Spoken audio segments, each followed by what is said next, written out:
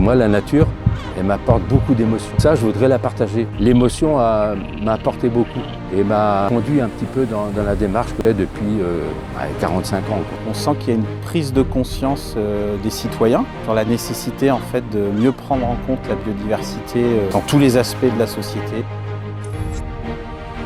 Salut et bienvenue dans ce nouveau reportage. Aujourd'hui, je vous embarque avec moi sur le thème de l'environnement, et plus particulièrement de sa protection et de sa préservation. Pour voir et constater ce qui se fait réellement sur le terrain, j'ai eu la chance de pouvoir suivre l'association Vive Armor Nature, qui est une association de protection de l'environnement, qui exerce ses différentes missions ici en Bretagne, dans les Côtes d'Armor. Et on part tout de suite à leur rencontre. Alors bonjour Franck. Bonjour, je suis le directeur de l'association Vive Armor Nature, qui est une association de protection de la nature, comme son nom l'indique, qui fêtera bientôt ses 50 ans d'expérience, d'action dans les Côtes d'Armor. J'espère que tu vas bien profiter de toutes nos actions. L'association existe depuis 1974. Elle a été créée au départ par des naturalistes locaux de la baie de Saint-Brieuc qui avaient envie en fait de protéger ce fond de baie, qui était autrefois une décharge à ciel ouvert. Et on a obtenu au bout de plusieurs années de combat le classement à la fin des années 90 de ce fond de baie en réserve naturelle nationale que l'on co-gère aujourd'hui aux côtés de Saint-Brieuc Armor Agglomération. Donc c'est comme ça qu'on s'est fait connaître et puis on a déployé des actions à l'échelle des Côtes d'Armor. On a également créé en 2006, et ça a lieu chaque année, le festival Nature Armor, qui est la plus grande manifestation nature de Bretagne, qui rassemble l'ensemble des acteurs de la protection de la nature pour sensibiliser le public. Et puis ça, c'est vraiment notre façon de fonctionner, c'est-à-dire la connaissance, l'expertise, puis la vulgarisation, la sensibilisation du public. Aujourd'hui, Vive Armor Nature, c'est plus de 1000 adhérents, c'est environ 3000 sympathisants quand on compte les partenaires, et c'est 250 bénévoles actifs au cours de l'année. Il y a toujours des choses à proposer, même si on n'est pas un expert, même si on ne se sent pas compétent, il y a toujours des choses à faire, et en tout cas, à chaque fois, on accompagne les bénévoles. Il y a toujours des initiés qui accompagnent les novices. Et je pense que c'est ça notre force. Aujourd'hui, on est sur le site de Martin-Plage. À l'occasion d'une grande marée, on va sensibiliser les pêcheurs à pied au respect de la réglementation en vue de préserver la ressource, mais pas que la ressource, l'ensemble des habitats littoraux. Donc là, on trace. Avant, on partait un peu dans tous les sens. Quand on démarrait, puis on savait plus qui on avait fait. Là, ça permet aux gens de continuer à pêcher. Comme ça, quand on arrive, ils ont déjà le panier qui est un petit peu constitué. Et ça permet vraiment d'avoir un échange sur ce qu'ils ramassent. Bonjour monsieur. Excusez-moi de vous embêter. Et en fait, on vient à la rencontre des pêcheurs à pied pour leur distribuer des petites réglettes, leur poser quelques questions sur leur pratique. Ouais, ça doit être une des premières fois. Eh ben, c'est intéressant. On prend 5 minutes ensemble, puis on regarde ensemble la récolte. Ouais, super. Ça va être rapide. Ça. Allez, on va prendre les palourdes, par exemple, qui sont un peu plus nombreuses dans votre panier. Est-ce que vous savez s'il existe une taille minimale réglementaire? Je pense que oui. Alors, quelle est-elle? Justement. Vous savez pas? Elle est où? Alors la palourde, en fait, il y a 2 espèces. Vous avez même 3 espèces là, de palourde, même un peu plus. Ça, c'est la palourde rose. D'accord. Elle doit faire 4 cm. Si je regarde sur ma réglette, 4 cm, c'est ce que vous avez là. D'accord. Donc, vous voyez, celle-ci, elle fait la taille. Elle fait pile la taille. Si je regarde la praire c'est 4,3 cm. Donc contrairement à la palourde qui va mettre que 2-3 ans à pousser, elle grandit assez vite, la praire, elle va mettre 8 ans. 7 à 8 ans pour atteindre sa taille minimale réglementaire qui lui permet de se reproduire. Donc même à 4 cm, elle n'est pas bonne. À 4,3, ça va. Donc vous voyez, celle-ci, elle fait même pas, elle fait 3,5 quoi. Hein. Donc ça, c'est trop petit. Est-ce que vous savez s'il existe une période de pêche autorisée? On va rester sur la palourde. Oui, tout à fait aussi. Ouais. Et alors, c'est quand? Ah, ça, faut demander à l'épouse. Moi, je suis le touriste qui gratte. Donc en fait, toutes les espèces que vous avez là, vous pouvez les pêcher toute l'année. Palourde, on les pêche pas forcément avec un outil comme ça, mais en regardant le sable, voir où ça marche. On a 2 trous là. Alors ça marche pas à tous les coups, hein. Puis surtout que là le sédiment il est assez hétérogène. Peut-être qu'en dessous on a une palourde. Donc là il y a bien une palourde. Vous voyez, et elle fait la taille. Hein. Sans outil, en fait on ravage pas le milieu. On rebouche le petit trou là et on trouve de la belle palourde. Hein. D'accord, ok. En voilà une pour vous. Est-ce que vous êtes renseigné sur la qualité sanitaire du site avant de venir pêcher? Pas du tout. Non? Donc ça c'est important de le faire. Hein. Il y a eu des ruptures de canalisation à cause d'un effondrement de falaise. Okay. Et donc c'est toutes les eaux usées qu'on finit dans la baie de Saint-Brieuc et la plage de Martin-Plage était un des sites qui était fermé temporairement. D'accord. Donc c'est un peu comme la météo où les conditions de marée, il faut se renseigner assez régulièrement. Donc moi à chaque fois que j'ai fini une enquête comme ça, je revérifie vite fait si j'ai rien oublié. Puisqu'à travers l'échange, tu vois, par exemple, j'ai oublié de mettre l'heure de l'enquête. Donc j'ai essayé aussi parfois de tirer les verres du nez pour avoir un maximum d'informations. Bon, pas très bien informé, mais tu vois, sa femme avait l'outil de pêche avec laquelle il allait avec lequel il allait trier ses captures après coup. Le problème, c'est que la réglementation impose de faire le tri au fur et à mesure de la récolte. Bah déjà pour donner un maximum de chances de survie aux espèces. Parce que si tu le laisses dans le fond de ton panier, quand il fait super chaud, tu vois, le gars il va pêcher plus de 2 heures aujourd'hui. Et que tu libères tout sur le haut de plage là-haut, c'est mort. Et en plus, en cas de contrôle, tu es responsable de ce que tu as dans ton panier. Donc il faut faire le tri au fur et à mesure. Et en plus, je trouve ça plus ludique, quoi. Bon, vous avez trouvé un peu de tourteaux, des tris, des choses comme ça? Non, c'est des crabes. Et bah là, il y a du tourteau. Là. Et un tourteau. Il est petit celui-là. Même fait les pas la tris. taille Ah non. Vous voulez qu'on regarde ensemble? Hein, vous voulez oui, qu'on regarde? Oui, bien sûr. Vous voyez, on donne des petites réglettes. Vous connaissez la taille du tourteau? Pas exactement. C'est 14 cm, c'est grand. Hein. Donc celui-ci, hein, quand on regarde là, Dans ma main, je vais vous le dire. il fait 9 cm quoi. Oui, bon, allez, laissez le Vous tomber. voyez, regardez. Il fait 10, dans la plus grande dimension, il fait 10,5, 11 quoi. Mais ouais, c'est un juvénile qui s'est pas encore reproduit. Bon. Hop. Je vous laisse la petite réglette. Oui, s'il vous plaît. Tenez. Merci. Je vais le remettre à l'eau. Oui, allez-y. Bah merci beaucoup. Bah non, c'est moi qui vous remercie. C'est gentil. Bon après-midi. À vous aussi. Au revoir. Ah, vous avez trouvé des belles praires, dis donc. Ah ouais. Viens voir, un beau seau là. Une petite pige artisanale quoi. Qui a combien du coup? Donc là je vérifie si, comme la dame pêche des praires, que c'est 4,3. Je vérifie qu'on est à la bonne maille et oui, on est pile à la bonne maille. Donc on voit que les praires elles sont belles. Hein. Et là donc la dame ce qu'elle fait, elle pêche à la pissée. C'est la praire, elle fait une giclée comme ça en se refermant pour s'enfouir un peu plus. Et c'est ce qui trahit sa présence. Les pêcheurs initiés, on n'a rien à leur apprendre, c'est nul. Ça fait plaisir des gens comme ça. C'est pas impactante, elle a sa compagnie qui est conforme, elle est sympa, elle nous a déjà croisés, mais du coup elle nous redemande des compléments. Et c'est chouette. Moi j'ai démarré, je te jure, en 2004 j'ai fait mes premières enquêtes, mais c'est vraiment à la fin des années 2000 où là on a mené des actions assez massives comme on le fait là. Ah, les gens c'était pas pareil. Hein. Ouais, c'était pas la même là. sensibilisation. Ah, on revenait de loin, hein. C'était vraiment, enfin on partait plutôt de zéro quoi. C'était 3/4 des paniers n'étaient pas conformes. Les gens c'était bah qu'est-ce que je risque. Ça pas ce côté ah bah c'est important, il faut préserver la ressource, pas cette sensibilité environnementale qu'ils ont un peu plus aujourd'hui. Et toi même je trouve c'est concret quoi. Les gens qui ont un panier qui est pas conforme, quand tu parviens à faire le tri avec eux, avec le sourire de la personne qui est content que tu viennes l'informer et qui rejette volontiers ce qui est pas conforme, comme les tris qui étaient grainés, c'est-à-dire qui portaient des œufs, bah tu sais qu'elle va pouvoir finir sa reproduction. Alors, sinon ce soir elle aurait fini dans l'assiette. Totalement. Et en plus le gars il aurait fait quoi?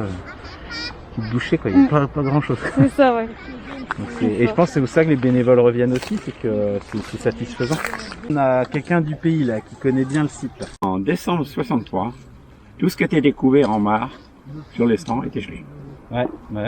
Et à cette époque-là, malheureusement, on a eu une marée de ce genre, une marée moyenne là. Ça a bien découvert. Ça a attaqué les ormeaux, ça a attaqué les pieuvres. Alors des pieuvres, il y en avait des milliers, des milliers. Les minards, comme on disait. Ils ont disparu. Et ils ont disparu à partir de là. Elles reviennent là. Ils reviennent. Et du coup c'est pour ça que le Et les coquilles, elles vont disparaître. elles vont revenir à leur état initial. On va dire. Voilà. Parce que la pieuvre est le prédateur naturel de la coquille Saint-Jacques. Voilà. Et si on a commencé à exploiter la coquille Saint-Jacques dans les années 70, c'est parce que la population avait explosé suite à la disparition de la pieuvre. Maintenant que la pieuvre revient, depuis quelques années, quelques mois même, dans les Côtes d'Armor, c'est récent, et après 60 ans d'absence, ça va faire bizarre. Parce que les gens, contrairement à lui, la plupart ont oublié de ne pas né. Ils étaient pas nés, surtout ils n'ont jamais entendu parler. Et donc la pointe au minard, il y avait du minard, ça a été des pieuvres. Et quand la pieuvre va revenir, on va parler d'une espèce qu'il faut détruire parce qu'elle mange toutes les coquilles. Et quand tu es en sensibilisation, tu prends pas le temps d'expliquer pour aller vite, pour aller les gens. Bah, c'est ça, c'est un échange avant tout, quoi. C'est ça, exactement. Tu vois, on apprend aussi. Oui. T'as vu comment c'est riche les échanges qu'on peut avoir avec les anciens. Ouais, c'est des choses qu'on n'a pas forcément conscience. Non. Puis surtout, on a la mémoire courte. Tout à fait. Entre générations. De la base de la paume de la main jusqu'à la première phalange. Ouais, mais en règle générale, je pose sur la tête, je sais si ça fait en règle générale, je prends pas les titres. Donc, là, les étriers, on voit que c'est des, ça c'est bon. c'est des beaux calibres, quoi. Ouais. Vous prenez la plus petite là, vous regardez, puis à mon avis, donc ça se mesure sans le rost. Ouais. Ça fait la maille. Hein. Ah oui, ça fait la maille, y a pas de problème. Voilà, cadeau. Ah bah ça c'est très gentil. Les apnéistes, forcément, s'ils sont dans l'eau, c'est qu'ils braconnent. Ouais. Pas du tout, là on avait affaire à des mecs super sérieux, qui pêchaient des araignées, on est en pleine période, elles faisaient toute la maille, tout ça. Et à l'inverse, tu vas aussi avoir l'ensemble des pêcheurs de loisirs qui vont dire c'est les professionnels qui font n'importe quoi. Ça permet d'objectiver les choses. C'est ça. Quand on a démarré, tout le monde nous disait c'est de la faute des touristes. D'accord. Si les choses vont mal, c'est de la faute des touristes. Ok. Les touristes qui font n'importe quoi, alors que nous, les locaux, on fait gaffe. Mm. Sur nos plages, 73% des gens qu'on rencontre, c'est des locaux. Ils sont là toute l'année. C'est eux qui exercent la pression de pêche. Et souvent, tu vas voir un local, son panier, il est plein. Ouais. Alors qu'un touriste qui connaît pas le secteur, il aura passé 2 heures à la marée, il aura rien ramassé. Après, le touriste, il est plus à même d'écouter ce que tu lui dis. Il n'est pas en terrain conquis, que parfois, avec le local, c'est un petit peu plus dur. Mais bon, quand on maîtrise bien le sujet, on arrive à apporter tous les arguments, à opposer tous les arguments et à leur faire changer d'avis, c'est ça qui est sympa aussi. Plus tu auras de gens sensibilisés à adopter les bons gestes, moins tu auras de gens justement à adopter les mauvaises pratiques, ils se sentiront un peu stigmatisés. D'accord. Et avec le temps, ils seront un petit peu contraints et forcés d'adopter les bons gestes au risque de se faire incendier par les autres. Actuellement sur l'îlot du Verdelais où l'association Vive Armor est en campagne des ambassadeurs. Les bénévoles donc sensibilisés à la protection de cet environnement. Je suis Delphine Evin et je suis chargée de mission vie associative et mobilisation citoyenne à Vive Armor Nature. Et aujourd'hui on vous présente une de nos actions qui est les ambassadeurs d'espaces naturels. Donc, Vive Armor Nature est en fait gestionnaire de 2 sites naturels en Côte d'Armor, la réserve naturelle de la baie de Saint-Brieuc et la réserve ornithologique de l'îlot du Verdelais. Et sur ces 2 sites, en fait, on va mobiliser des bénévoles qu'on appelle ambassadeurs d'espaces naturels. Et donc leur mission sur ces 2 sites, ça va être d'aller à la rencontre des visiteurs, des promeneurs, pour les informer de la sensibilité et de la fragilité de ces sites et faire connaître la réglementation et les bonnes pratiques qui permettent de protéger le patrimoine naturel de ces sites. Donc ici on est au pied de l'îlot du Verdelais. L'îlot accueille plus de 600 couples d'oiseaux en période de nidification qui appartiennent à 9 espèces différentes. Donc c'est un site qui est accessible seulement par grand coefficient quand le tombolo, donc cette petite levée de sédiments entre l'îlot et le continent, découvre et permet le passage à pied. Et donc le rôle des ambassadeurs du Verdelais, ça va être de venir justement pendant ces périodes où le site est accessible au grand public pour informer tout simplement les visiteurs de la présence de la colonie et de l'importance de ne pas escalader cet îlot durant la nidification. On évalue un peu l'efficacité de nos campagnes de sensibilisation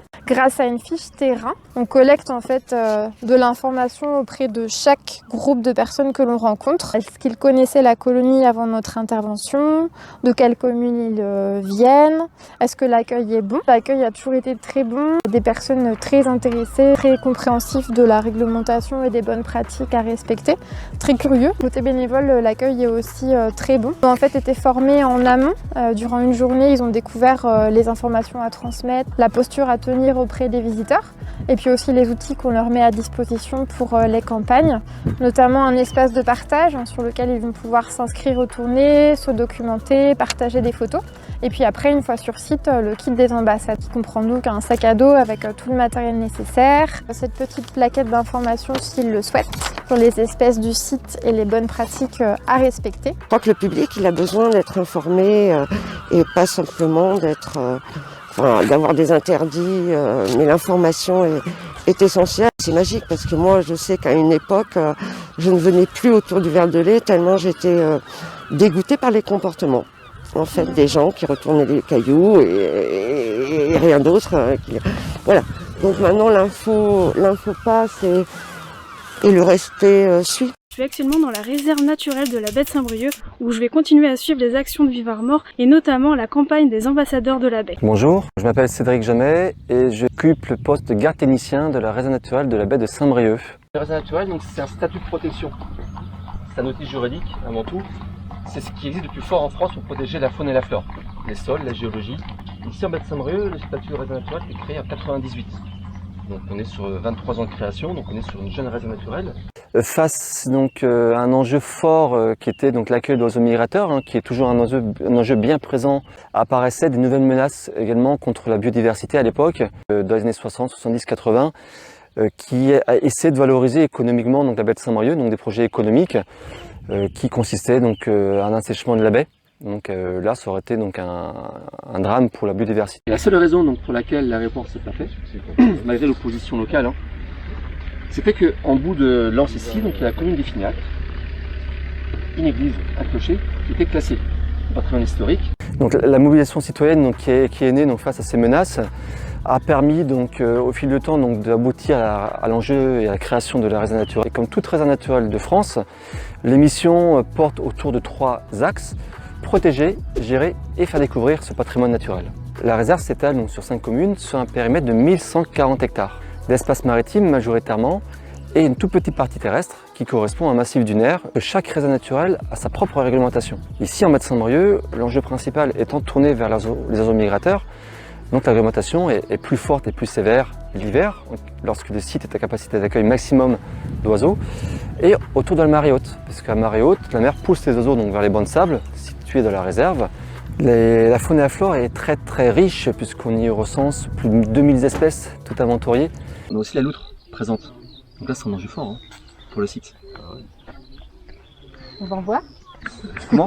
C'est compliqué d'en voir. Par contre, ce que vous pouvez voir, tout le monde ne le sait pas, on a 2 phoques actuellement en baie de Saint-Brieuc qui ont élu domicile à la réserve. Vous les voyez tous les jours. L'enjeu de la réserve, c'est protéger toutes ces espèces, comprises non protégées au niveau national, par une réglementation donc, adaptée au site.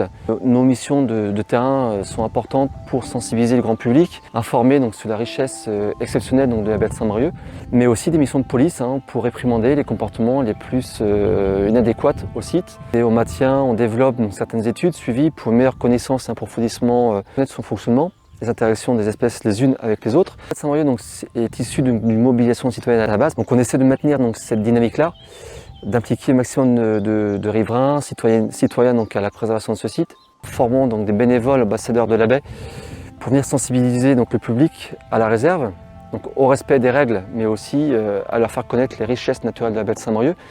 Donc on est sur une approche de plus en plus de participation. Plus on est, mieux ce sera pour le site, pour perdurer les activités et pour surtout le maintien de cette biodiversité remarquable qui, face à des réelles menaces qu'est le réchauffement climatique, on se doit donc de le préserver à notre échelle. Là, ce matin, on m'a donné rendez-vous pour un départ en éco-rando. Et n'hésitez pas, si les gens vous posent des questions, qu'est-ce que vous faites? Eh ben, on fait une démarche citoyenne, on ramasse les déchets parce qu'il y en a trop. Bon bah écoutez, on va démarrer. C'est la 2e éco-rando. Donc c'est super, je vois que le groupe grandit. Hein. Le but aussi de l'éco-rando, c'est notre part de protéger l'environnement. Et puis c'est aussi un geste citoyen que quand on voit tous les déchets un peu partout dans la nature, bon déjà ça pollue et il faut souligner que les déchets qu'on trouve sur les bords de route, notamment dans les fossés, sont des pièges pour toute une microfaune qu'on ignore en fait. Il faut savoir qu'une canette de bière est un piège pour une musaraigne, un mulot ou un insecte. Les plastiques, c'est pareil, je ne vais pas vous faire la leçon. Les plastiques, ils partent tous à la mer. Donc voilà, c'est un petit peu notre part co-citoyenne, je dirais. C'est aussi dans la philosophie un peu et dans les actions de Vivart-Mort. On ne dit pas « il n'y a qu'à faucon », quoi. Mais il faut le faire, puis c'est tout. Il faut savoir que la dernière fois, pour le premier galop d'essai, on a ramassé 150 kilos. Sur 200 mètres de long, on a ramassé pas moins de 150 kilos de déchets, quoi. Dont de mémoire 89 bouteilles de verre et 124 papiers d'emballage industriel, quoi. On fait une petite analyse et on en avertit les mairies. Alors c'est urbain, hein. C'est urbain, mais même dans des milieux urbains, la nature est aussi présente, quoi. Alors le peu de nature qu'il peut y avoir, vaut mieux la préserver, hein. On a encore les plastiques là. Privilégier à une certaine époque le tout jetable, alors évidemment, produit jetable, ça veut bien dire ce que ça veut dire, on prend puis on jette. Aujourd'hui c'est le plastique, vous achetez puis vous jetez, Vous vous embêtez pas, quoi. Il y en aura toujours, quoi. Aux abords d'une zone commerciale. En 2 nettoyages, j'ai ramassé 66 masques. 66 masques? Oui, j'ai toujours mon sac, mes gants, ma pince, et puis voilà. D'accord. J'œuvre pour la nature. Comme dans la légende du petit colibri, j'essaie de faire ma part. Voilà. C'est qu'à Vivarmort, on a la chance, c'est que chacun peut trouver sa place, quoi. Et ça, c'est important. Il n'y a pas besoin d'être naturaliste, performant, mais chacun peut apporter sa pierre. Il y a un monsieur qui passait qui a ralenti, il a dit merci, merci. Oui, tout à fait. Vous êtes fiers de voir ça, de voir la mobilisation? Ah bah ouais. Ce que je te disais tout de suite, c'est que il y a encore des choses à améliorer, mais c'est super, quoi. De voir les gens qui viennent comme ça, quoi. On échange de rien. On essaiera de leur rendre un petit peu autre chose par peut-être le savoir, comme je le disais tout à l'heure, la pédagogie. Et puis finir un petit peu la saison, je dirais, en faisant une belle rando, quoi. Donc c'est vrai que les associations ne seraient rien sans leurs bénévoles. Donc c'est ça qui nous a inspiré le réseau des référents thématiques et territoriaux qu'on est en train de constituer, de mobiliser. Les référents territoriaux, eux, ils vont être en fait ancrés dans un quartier, une commune, un petit groupe de communes. Leur mission va être en fait de faire connaître nos missions en tant qu'association Vivarmort Nature, de faire remonter des idées, des initiatives du terrain, mais aussi de proposer eux-mêmes, d'impulser eux-mêmes des actions simples et concrètes pour la biodiversité à l'échelle de leur territoire d'intervention. Ça peut être, comme Gilles le propose aujourd'hui, un chantier de nettoyage, une animation nature, un inventaire de la faune et de la flore d'un secteur. L'idée, en fait, c'est d'être bien présent sur les territoires pour donner l'opportunité, en fait, à chacun de s'investir pour la biodiversité. Et en complément, on va avoir des référents thématiques, donc qui sont un peu spécialistes d'un sujet à l'échelle du département. Ça peut être un groupe d'espèces ou un axe de réflexion de l'association aussi, comme l'agriculture et la biodiversité, l'aménagement urbain et la biodiversité. Ça peut être aussi une fonction structurante de l'association, comme la communication, la rédaction et la diffusion de publications, et qui vont avoir pour mission d'aider les référents territoriaux, mais aussi les salariés, en répondant à nos questions en lien avec ce thème et en aidant au développement de projets en lien avec cette thématique, pour pouvoir tout simplement décupler les initiatives en faveur de la biodiversité un petit peu partout en Côte-d'Armor. J'ai rendez-vous ce matin avec l'équipe de Vivarmort pour tenter d'observer et d'identifier des reptiles directement sur le terrain. Et donc ici, justement, on va voir un peu, ça va être la mission là, l'idée de la formation, c'est d'essayer de proposer aux stagiaires d'orienter un peu les secteurs sur lesquels on va aller chercher des animaux. Cette sorte fait partie d'un cycle de formation sur différents groupes. Donc là, on est sur la partie reptiles et c'est la deuxième matinée de formation de terrain après une session théorique où on a présenté les espèces. Et là, l'idée, c'est vraiment d'essayer de permettre aux stagiaires d'être autonomes derrière dans leur prospection et participer à l'amélioration de la connaissance sur le territoire. Tous les reptiles sont inoffensifs pour l'homme. D'accord. En France. Et même de façon générale, il n'y a aucune espèce agressive. En France, si jamais ils ont des comportements qui peuvent sembler agressifs, c'est plus défensif. C'est vraiment, il n'y a aucune raison qu'un serpent attaque l'homme. Globalement, toutes les espèces sont plus ou moins menacées. Après, ça dépend à partir de quel référentiel on se base. Mais c'est vrai que sur les listes, que ce soit les listes rouges nationales ou régionales, donc des espèces menacées, on va avoir des espèces, notamment la vipère péliade, qui est une des 4 espèces de vipères en France, qui généralement est celle qui cristallise le plus les peurs. En Bretagne, elle a été classée en danger. Les populations ont été classées en danger d'extinction. Donc ce qui est sur l'échelle de la liste rouge, c'est un statut de menace élevé. Et à l'échelle nationale, elles ont été classées comme vulnérables. Et la Bretagne est un des bastions de l'espèce en France. Donc c'est vraiment, pour le coup, la région a une responsabilité forte sur la conservation de ces populations. Et les populations ont largement décliné ces dernières décennies, quoi. Dû à l'urbanisation, la pollution. Ouais, alors il y a tout ça. C'est vrai que tout ce qui est dégradation et disparition des habitats, c'est vraiment la première cause de déclin chez ces espèces et globalement pour la biodiversité. Après, il y a cette peur envers les reptiles aussi qui a certainement beaucoup joué. C'est ce que je disais un peu tout à l'heure sur les chasseurs de vipères du 19e, début 20e siècle, qui pour le coup ont fait beaucoup beaucoup de dégâts. Et une notion qui est un petit peu plus difficile aussi à peut-être à percevoir, c'est la dégradation de l'habitat. Comme les reptiles, ils ont besoin vraiment d'un habitat comme ici, assez hétérogène en termes de structure. C'est-à-dire, il leur faut des placettes pour se chauffer, donc exposés au soleil, mais en même temps des endroits où ils peuvent s'abriter des prédateurs, parce que la thermorégulation en fait chez les reptiles, c'est vraiment ça, c'est un compromis entre je m'expose pour me chauffer, mais en même temps il ne faut pas que je sois trop exposé pour pas risquer de me faire boulotter par un prédateur. Donc c'est vraiment cette notion, cette approche coût-bénéfice qui est importante quand on cherche à étudier les reptiles. La déprise agricole et puis certains habitats aussi qui ont été délaissés parce que l'entretien n'est plus forcément rentable, on a une tendance à la fermeture de l'habitat, donc qui va s'homogénéiser. Il n'y aura plus forcément les conditions qui vont permettre l'accueil des reptiles. Et du coup, ça contribue aussi à faire que les populations n'arrivent pas à se maintenir. Il faut s'exercer, hein. C'est ce que je dis à chaque fois en début de formation. C'est comme une langue étrangère. Tu veux bien parler la langue, il faut pratiquer souvent. Donc il faut sortir, et puis après trouver son rythme et se faire son expérience. Et ça, c'est valable pour tous les groupes naturalistes. Qu'on fasse de la bota, encore plus de la bota ou de l'entomo. Comme il y a un vocabulaire qui est un petit peu plus large. Fou, c'est le Shazam de la nature. Ouais, c'est ça. C'est fou. Et t'as même un espèce de Shazam des chants d'oiseaux. Après, ouais, faut pacifier, c'est pas après. Ouais, des fois, ils sortent des grosses bêtises, quoi. Ouais. Ça dépend de ta photo aussi. Ouais. C'est bien d'avoir un bouquin, un guide. L'idée cette année, c'est de lancer ce qu'on appelle une université de la nature pour former les citoyens à la reconnaissance d'espèces, de groupes d'espèces, avec des méthodes de prospection sur le terrain, un œil à former, leur donner les bases pour se lancer, et ensuite l'occasion de pratiquer avec nous. Et puis autant de nouveaux naturalistes formés, de nouvelles données qui vont nous parvenir, et plus il y a de données sur un groupe d'espèces, plus après on sera en mesure de le protéger. Et voilà, cet épisode est terminé. Merci à toi d'avoir suivi ce reportage jusqu'au bout. Un grand merci également à Vivarmort Nature et à la réserve naturelle de la baie de Saint-Brieuc de m'avoir permis de les suivre dans les différentes actions.